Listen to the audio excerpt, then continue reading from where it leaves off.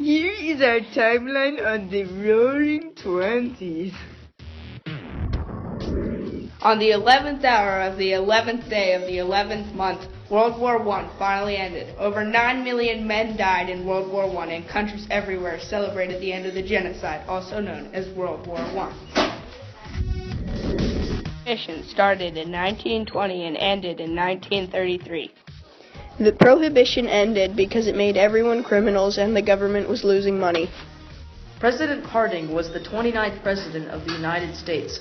He served his presidential term from 1921 to 1923. He promised the USA a return to normalcy. In 1923, he collapsed and died in California. Calvin Coolidge was the 29th Vice President of the United States. He was also the 30th President of the States. He gained fame from his response to the Boston police strike. Franklin Delano Roosevelt was one of America's greatest presidents. When FDR stepped in as President of the United States of America, the economy was not very good at all. So in 1933, FDR started to create New Deal programs. These New Deal programs would help stabilize the economy.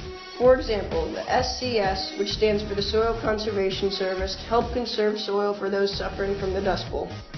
Though the New Deal programs weren't just to help farmers. There were also New Deal programs like the CWA, which stands for the Civil Works Administration. This program helped towns get new schools and libraries. FDR passed a total of 16 New Deal programs.